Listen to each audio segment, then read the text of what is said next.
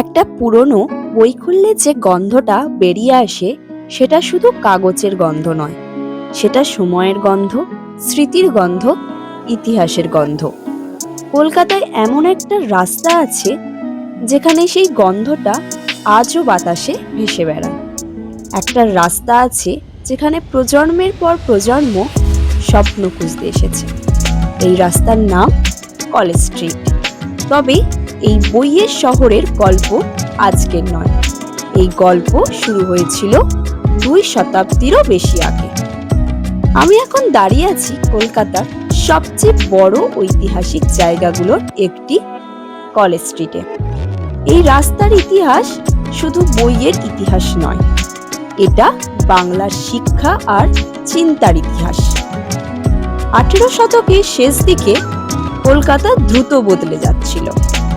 ব্রিটিশরা বুঝতে পারে ভারতকে শাসন করতে হলে একটা শিক্ষিত সমাজ তৈরি করা দরকার।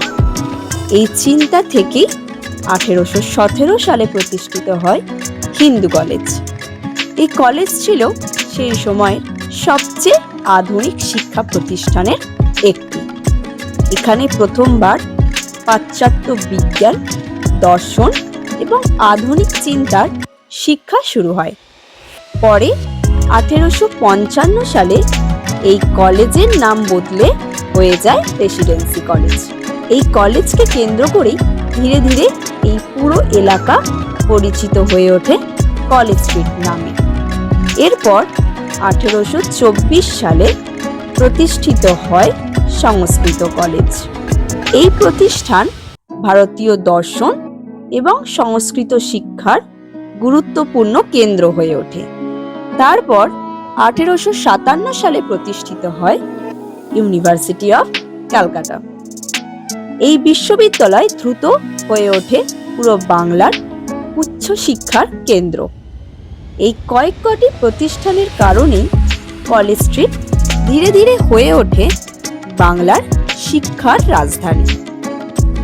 যেখানে শিক্ষা আছে সেখানে তো বইয়ের প্রয়োজন অবশ্যই থাকবে।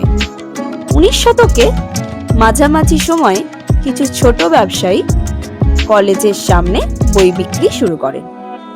তাদের দোকান ছিল খুব ছোট, কখনো ফুটপাতে, আবার কখনো ছোট কাঠের স্টলে। কিন্তু ছাত্রদের কাছে এই দোকানগুলো ছিল অমূল্য, কারণ এখানে পাওয়া যেত সস্তায় বই। এই ছোট দোকানগুলোই ধীরে ধীরে তৈরি করে কলেজ স্ট্রিটের বিখ্যাত বই পাড়া।